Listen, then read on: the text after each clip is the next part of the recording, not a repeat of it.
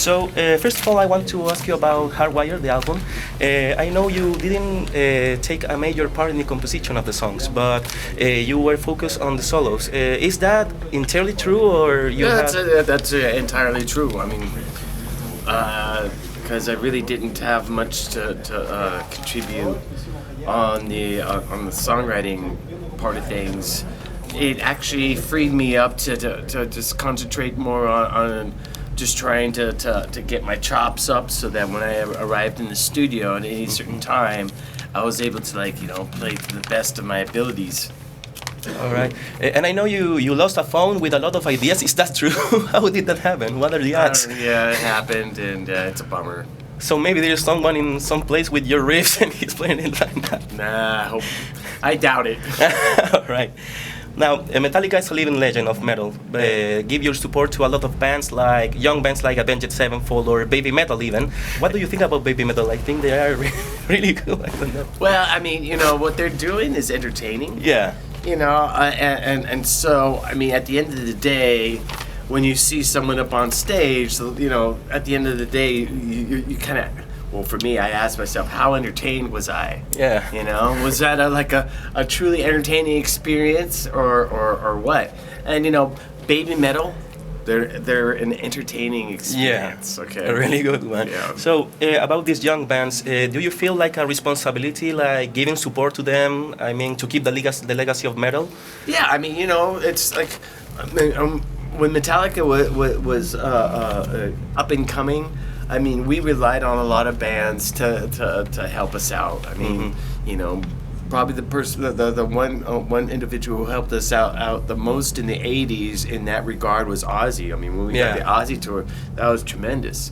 And we want to continue that that tradition of getting young newer bands and bringing them on tour, so that they can get a lot more screen. You can be seen. Yeah, right. Much more exposure. Cool. Now, a few days ago, you played with Iggy Pop in Mexico, and a few weeks before, you played with Lady Gaga. How do you feel about making this collaboration with musicians such difference as your style? I love it. I love playing with other musicians. I really love playing with musicians I respect a lot. Yeah. I mean, I have so much respect for Iggy Pop, for what he's achieved in life, what he's created in life.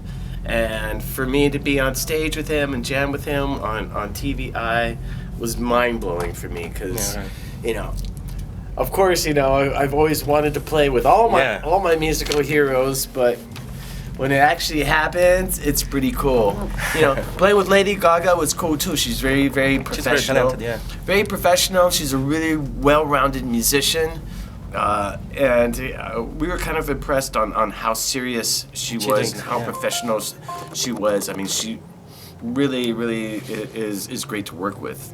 And she was into it. And we saw how into it she was, which naturally made us... When she was on a stage and was like... Yeah, well, just even the rehearsals. I mean, even when she came in for rehearsal, we could tell that she was well prepared and really excited about playing with us. Cool. Now, one of the biggest collaborations you made with a musician is with Lou Reed in the album Lulu.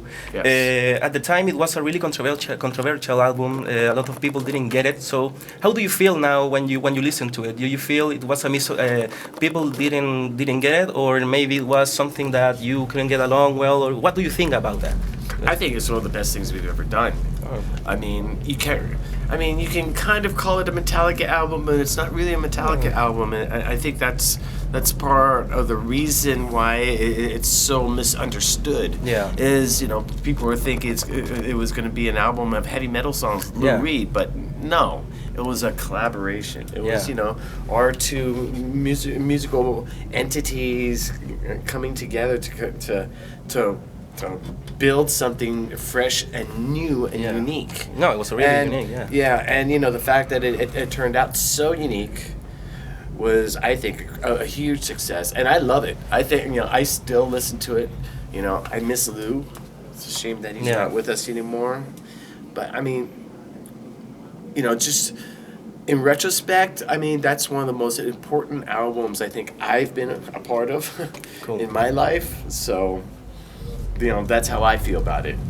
All right. I saw this week on Netflix here in Chile, they put the documentary Some Kind of Monster. For me, when I was watching it, was like, damn, I didn't think these guys were like this in real life. I mean, the exposition you gave into that film. Yeah. Would you rather do something like that again? How was that experience? Because it was like being naked in front of the camera. Well, it already seems so long ago. Yeah. I mean, it's got to be over 10 years or something. Yeah, almost. Yeah. And when I look back at it, it's actually hard for me to remember a lot of the key stuff because, we've moved on from that. Yeah. And we're such different people now as compared to where we were back then. I mean, we still have our ups and downs, but we're a little bit more responsible. We're a little bit more mature. We're hopefully a little bit more adult. So, I mean, we're still here. We're still together. We still like each other. So that's the main thing. One of the scenes I remember from that documentary is when you're discussing about the solos in the Saint Anger album, which where there is no solos in the album. What do you think about that option, that decision right now? Do you think it was the wrong one or the good one? I mean, being a lead guitar player, it's obvious. Yeah. I'm going to say, there should have been leads all over. And it's interesting because a lot of times now that we play a song off Saint Anger, I'll try and sneak in a little lead. Yeah. Just for my own satisfaction. But, I mean, other than that, other than the fact that I want to just spew leads all over everything, I mean, the fact that album does not have leads, makes it kind of unique to me.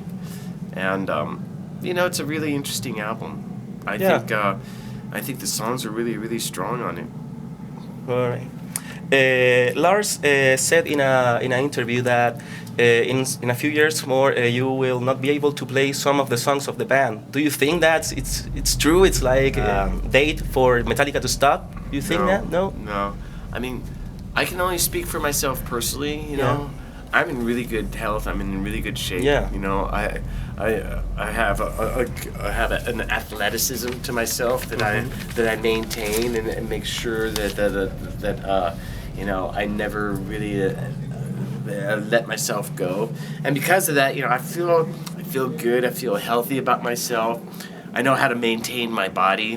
If like my knees go, my wrists, my elbows, or my shoulders go, I know that within a week, maybe 2 weeks time, I can heal that. Yeah. And I'll be back to normal.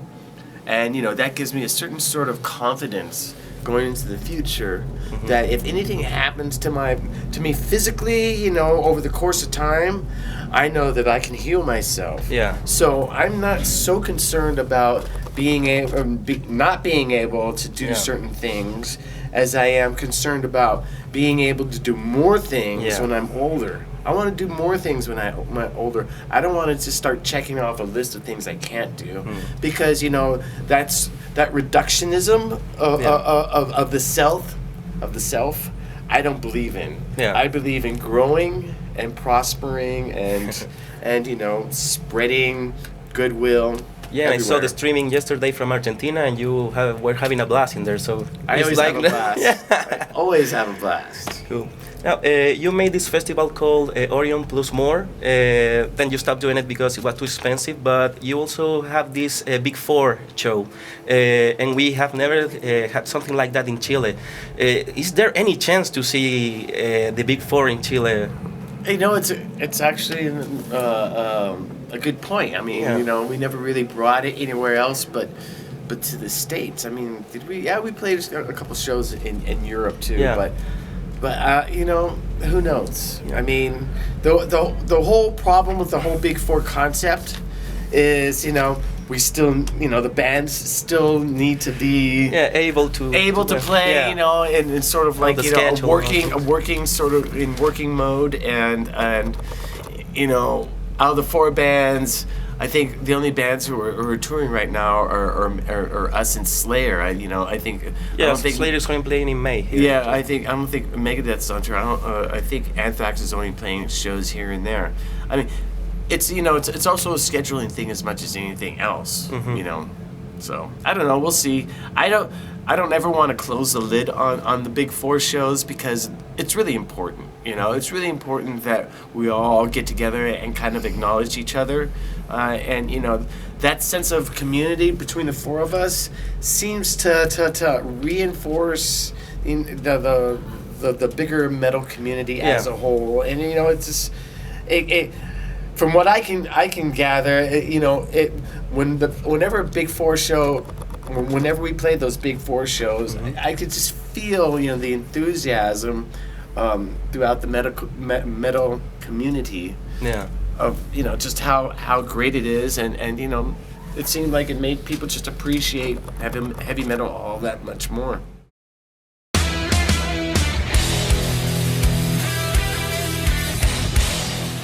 Now, I know you are a big fan of horror movies, so our site speaks about music, but also about movies. So, if you can make some recommendations about movies to our viewers. Oh yeah, you know, I'm just like, well, The Witch was really good. Yeah, from the last year.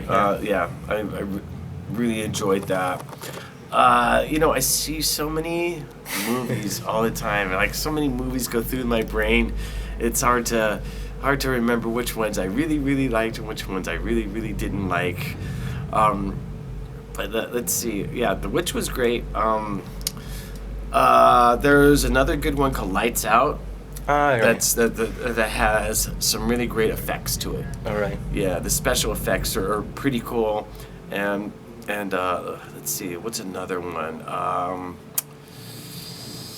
God, I see so many movies all the time. It's hard.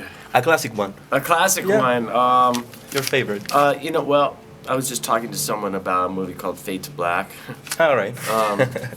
And it's about a guy and he's a ventriloquist and he has a dummy.